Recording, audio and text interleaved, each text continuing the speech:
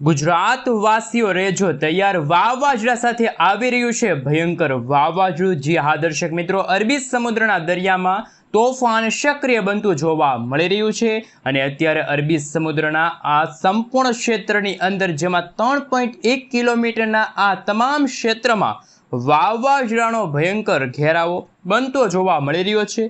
બીજી પણ cyclonic system બંગાળની ખાડીના દરિયામાં સક્રિય બનીને 2.1 કિલોમીટરના ક્ષેત્રની અંદર અપર એર સાયક્લોનિક સિસ્ટમનું દબાણ દર્શાવતી હોય તેમ બંગાળની ખાડીના દરિયામાં પણ તોફાન વધી રહ્યું છે। સાથે સાથે હિન્દ મહાસાગરના દરિયામાંથી આગળ વધતું ચોમાસું દક્ષિણ ભારતના વિસ્તારની અંદર સંપૂર્ણપણે ત્રાટકવાની તૈયારી કરતું જોવા મળી રહ્યું છે। હાલ અત્યારે શ્રીલંકાના સંપૂર્ણ વિસ્તારમાં ગાજવીજ અને તોફાની પવનોની સાથે ભારે વરસાદ વરસી રહ્યો છે। આવનારી 2 થી 3 કલાકની અંદર તમે જોઈ શકો છો દક્ષિણ ભારતના તમામ રાજ્યની અંદર કડાકા ભડાકા સાથે વરસાદ વરસતો જોવા મળવાનો છે।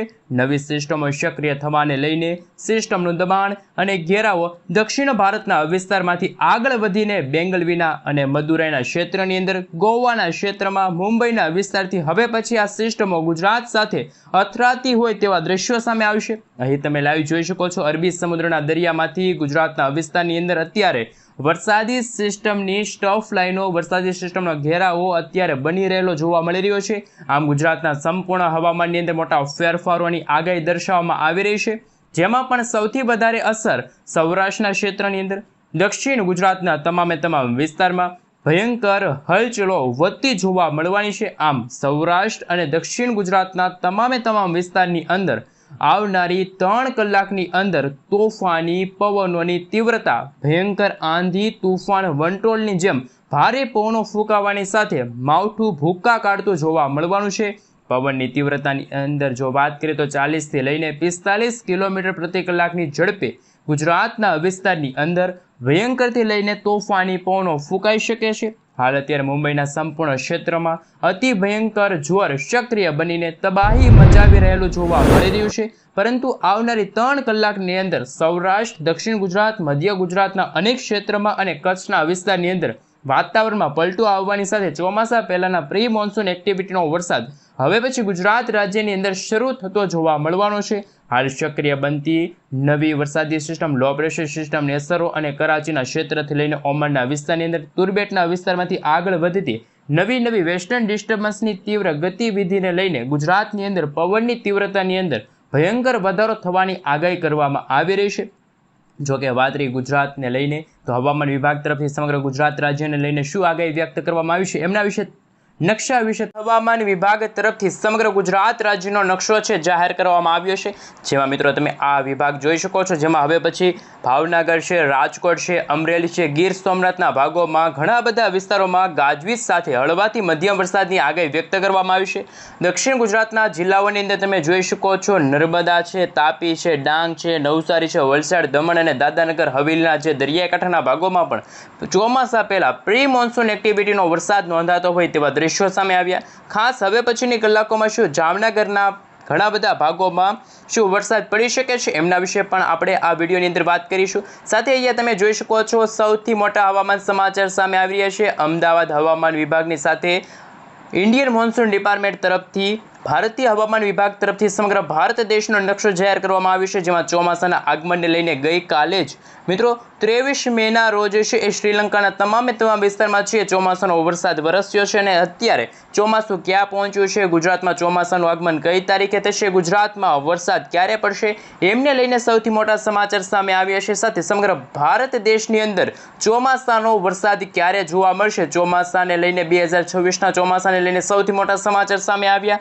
તો આપણે જણાવી દઈએ તો મિત્રો આવનારી 1 જૂનની અંદર એટલે કે મિત્રો હવે પછીના 5 દિવસની અંદર ગુજરાતની સાથે દક્ષિણ ભારતના ભાગોમાં ચોમાસાનું આગમન થશે। કેરળના દરિયાઈ કાંઠે 26 મેના રોજ ચોમાસું છે દસ્તક આપશે, ત્યાર પછી ચોમાસું ઉત્તર દિશા તરફ આગળ આવશે, મુંબઈના દરિયાઈ કાંઠે ચોમાસું આવીને અટકી જશે, જ્યારે ગુજરાતમાં 10 થી લઈને 15 જૂનના સમયગાળા દરમિયાન નૈઋત્યનું ચોમાસું છે એ ભૂક્કા બોલાવતું જોવા મળવાનું છે। વીજળીના ચમકારા કડાકા ભડાકા સાથે અત્યંત ભયંકર વરસાદની આગાહી કે જે હવામાન વિભાગ તરફથી પણ જાહેર કરવામાં આવશે। અહીં તમે લાઈવ સેટેલાઇટ વ્યૂના મદદથી જોઈ શકો છો આપણું ગુજરાત રાજ્ય તમે જોઈ શકો છો અત્યારે અરબ સાગરના આ ખૂબ જ ઊંડાણવાળા વિસ્તારની અંદર સાયક્લોનિક સર્ક્યુલેશનવાળી મજબૂત વરસાદી સિસ્ટમ છે એ આકાર પામતી જોવા મળશે। તો બીજી તરફ બંગાળની ખાડીમાં તમે જોઈ શકો છો આવનારા દિવસોની અંદર લો પ્રેશરવાળી મજબૂત વરસાદી સિસ્ટમ બનશે। ઉત્તર ભારતના ભાગોમાં તમે જોઈ શકો છો હવે પછીની કલાકોમાં વેસ્ટર્ન ડિસ્ટર્બન્સની અસર જોવા મળશે અને ખાસ કે અરબ સાગરવાળી વરસાદી સિસ્ટમ ઉત્તર દિશા તરફ આગળ વધતા સૌરાષ્ટ્રના દરિયાઈ કાંઠાના ભાગોમાં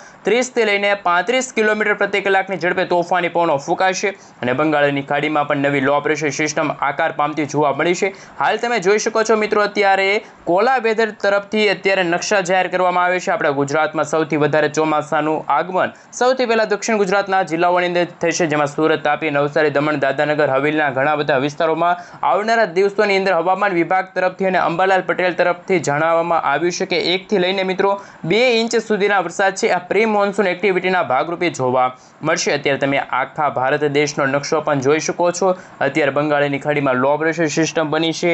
આ સાથે તમે જોઈ શકો છો અત્યારે અરબ સાગરમાં પણ અત્યારે નવી સાયક્લોનિક સિસ્ટમ છે આકાર પામતી જોવા મળી છે। આ મિત્રો આવનારા જૂન મહિનાની પણ હવામાન વિભાગની અપડેટ સામે આવી છે। દક્ષિણ ભારતના તમામ વિસ્તારની અંદર જેમાં શ્રીલંકા, તામિલનાડુ, કેરળ, દરિયાઈ કાંઠાના ભાગોમાં પણ અત્યંત તોફાની પવનો એટલે કે 70 થી લઈને 80 કિલોમીટર પ્રતિ કલાકની ઝડપે તોફાની પવનો ફૂંકાશે અને જેમ જેમ સમયગાળો પસાર થતો જશે તેમ તેમ આ વરસાદી સિસ્ટમ ઉત્તર દિશા તરફ આગળ વધતી પણ જોવા મળવા છે। 30 તારીખનો મિત્રો અનુમાન તમે જોઈ શકો છો ગુજરાત રાજ્યને લઈને જેમાં અરબ સાગરવાળી વરસાદી સિસ્ટમ છે એ ચોમાસાના ભાગરૂપે છે ઉત્તર દિશા તરફ આગળ વધશે તો માછીમારોને પણ દરિયો ન ખેડવા સાવચેત રહેવા માટે છે એ અપીલ કરવામાં આવશે। જેમ જેમ સમયગાળો પસાર થતો જશે તેમ તેમ 7 તારીખના રોજ પણ તમે નકશામાં જોઈ શકો છો અરબ સાગરના દરિયાવાળી વરસાદી સિસ્ટમ ગુજરાત નજીક આવતા દરિયાકાંઠાના ભાગોમાં ઊંચા મોજા ઉછળતા જોવા મળવાના છે। આ સાથે ઉત્તર ભારતથી લઈને પૂર્વ ભારતના ભાગોમાં પણ વેસ્ટર્ન ડિસ્ટર્બન્સનું સૌથી મોટું સંકટ ટોળાતું હોય તેવા દ્રશ્યો સામે આવી રહ્યા છે। સાથે સાથે મિત્રો અત્યારે તમે જોઈ શકો છો સેટેલાઇટ વ્યૂના મદદથી ગુજરાતમાં હવે પછીની કલાકોમાં ડબલ ઋતુનો અહેસાસ થશે। બપોરે દરમિયાન ભયંકર ગરમી અને બફારાનું પ્રમાણ જોવા મળશે તો વહેલી સવાર અને મોડી રાત્રિ દરમિયાન ગુજરાતમાં વરસાદનું આગમન થતું હોય તેવા દ્રશ્યો સામે આવશે। ભેજયુક્ત પવનો ગુજરાતમાં ફૂંકાતા જોવા મળવાના છે।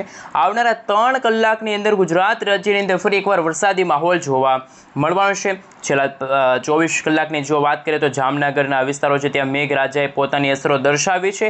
હવે પછી આવનારા 3 કલાકની અંદર ગુજરાતની અંદર જેમાં પણ સૌરાષ્ટ્રના ક્ષેત્રની અંદર ભાવનગરના ક્ષેત્રની અંદર ખડસલિયાના વિસ્તાર છે, સોનગઢના વિસ્તાર છે, પાલીતાણાના ઘણા બધા વિસ્તારની અંદર પણ વાતાવરણમાં અસ્થિરતાવાળું વાતાવરણ જોવા મળવાનું છે। કાળા ડિબાંગ વાદળો વચ્ચે મેઘરાજા મન મૂકીને વરસવાના છે। તળાજાના ક્ષેત્ર છે, મહુવાના વિસ્તારની સાથે રાજુલાના ઘણા બધા વિસ્તારની અંદર વિસાવદરના વિસ્તારો છે, તમામ ક્ષેત્રની અંદર તુલસીશ્યામના વિસ્તારની અંદર તમે જોઈ શકો છો અત્યારે ગુજરાતમાં ફરી એકવાર માવઠાનું સંકટ ટોળાતું જોવા મળી રહ્યું છે। હવામાન વિભાગની સૌથી મોટી આગાહી સામે આવશે। વેરાવળ છે, કોડીનારના વિસ્તારની સાથે ગુજરાતમાં હળવા વરસાદની શરૂઆત થતી જોવા મળવાની છે। આ મિત્રો તમે જોઈ શકો છો કેશોદના ઘણા બધા વિસ્તાર છે, જૂનાગઢના વિસ્તાર છે, વિસાવદરના વિસ્તાર છે, બગસરા છે, આ સાથે અમરેલીના સંપૂર્ણ વિસ્તારની અંદર જેતપુર છે, ઉપલેટા છે, કુતિયા, આ સાથે તમે જોઈ શકો છો ગોંડલના ઘણા બધા વિસ્તારો છે, રાજકોટના પણ ઘણા બધા વિસ્તારની અંદર હવે પછીની કલાકોમાં વાતાવરણમાં અસ્થિરતાવાળું વાતાવરણ જોવા મળશે। ભાવનગર, અમરેલી, ગીર સોમનાથ, જૂનાગઢ આમ તો સૌરાષ્ટ્રના દરિયાઈ કાંઠાના ભાગોમાં વરસાદી ઝાપટા છે જોવા મળી શકે છે। ભયંકર ગરમીમાંથી ગુજરાતવાસીઓને રાહત મળતી જોવા મળવાની છે।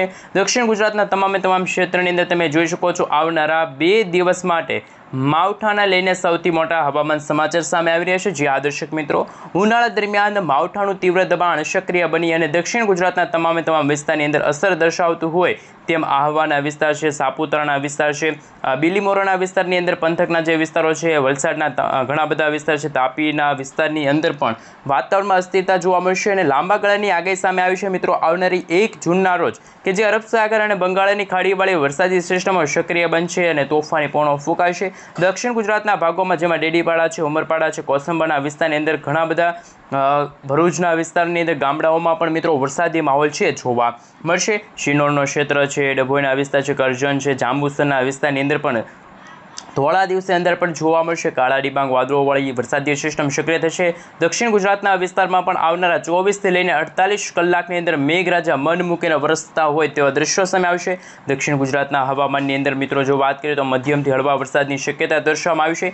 લેટેસ્ટ અને નવી આગાહી છે દર્શાવવામાં આવી છે. જેમ ગુજરાત ઉપર વરસાદનું જોર વધશે તેમ માહિતી મેળવી તો તમે લાઈવ જોઈ શકો છો. અત્યારે અરબી સમુદ્રના દરિયાની અંદર ખૂંખાર, મજબૂત અને અતિ ભયંકર વરસાદી સિસ્ટમ, વાવાઝોડાવાળી વરસાદી સિસ્ટમ છે સક્રિય બનતી જોવા મળી છે. આ વરસાદી સિસ્ટમ અરબ સાગરના દરિયાના માધ્યમ થકી મોટો વળાંક લઈને ધીમે ધીમે ગુજરાતના વિસ્તાર, મુંબઈના વિસ્તારની અંદર પોતાની ભયંકર ગતિવિધિઓ દર્શાવતી હોય તેવા દ્રશ્યો સામે આવે છે. ગુજરાતના દરિયાઈ કાંઠાના વિસ્તારોમાં દક્ષિણ ગુજરાતના વાતાવરણને લઈને સૌથી અગત્યના સમાચાર. મુંબઈના વિસ્તારની અંદર વાતાવરણમાં પલટો આવશે અને મિત્રો તમે તાજી આગાહી જોઈ શકો છો. હવામાન વિભાગ તરફથી અનુમાન લગાડવામાં આવી રહ્યું છે કે આવનારા દિવસોની અંદર જેમાં ગુજરાતમાં ગરમી અને તાપમાનની અંદર 2 થી લઈને 3 ડિગ્રી સેલ્સિયસનો ઘટાડો થશે, પરંતુ અમદાવાદના વિસ્તાર છે ત્યાં ડબલ ઋતુનો અહેસાસ થતો જોવા મળ્યો છે. હવે પછી તોફાની પવનોનું જોર વધી રહ્યું છે. નડિયાદ છે, ખંભાત છે, ખંભાતના વિસ્તારની સાથે ધોળકાના વિસ્તારની અંદર ગ્રામીણ પંથકો છે, વડોદરા છે, ગોધરાના વિસ્તાર છે, બારડોલી છે, લુણાવાડાના વિસ્તારની સાથે છોટાઉદેપુરના વિસ્તાર છે, પંચમહાલ છે, મહીસાગરના વિસ્તારની અંદર પણ હવામાનની અંદર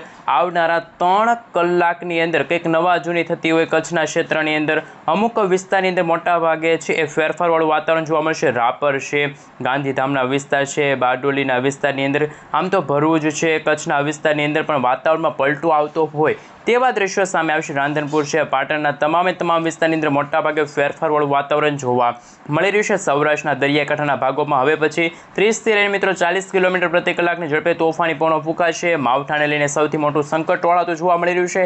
હાલ ચોમાસાને લઈને નવી આગાહી છે દર્શાવવામાં આવી છે. દક્ષિણ ભારતના વિસ્તારમાંથી ચોમાસું છે એ માલદીવ આજુબાજુના વિસ્તાર છે, લક્ષદ્વીપના વિસ્તારની અંદર પણ આગળ વધતું જોવા મળ્યું છે. એક તરફ અરબ સાગરના દરિયામાં વરસાદી સિસ્ટમ છે, બીજી તરફ બંગાળની ખાડીમાં લો પ્રેશર સિસ્ટમ છે અને અત્યારે પેસિફિક મહાસાગરની અંદર દક્ષિણ ચીનના ભાગોમાં અત્યારે વાવાઝોડું છે એ આકાર લઈ રહ્યું છે, જેના કારણે અરબ સાગરના દરિયામાંથી ભેજયુક્ત પવનો છે આ વરસાદી સિસ્ટમ પોતાની તરફ ખેંચી રહી છે. અને હવે પછી ગુજરાતમાં ચોમાસું થોડુંક મોડું શરૂ થાય, એટલે કે વર્ષ 2026નું ચોમાસું થોડુંક નબળું પણ સાબિત થશે તેવા સૌથી મોટા હવામાન સમાચાર સામે આવી રહ્યા છે. સાથે મિત્રો ગુજરાતમાં વાવણી લાયક વરસાદ ક્યારે પડશે, નક્ષત્રને લઈને અંબાલાલ પટેલ, પરેશભાઈ ગોસ્વામી તરફથી શું નવી નક્કોર આગાહી દર્શાવવામાં આવી છે.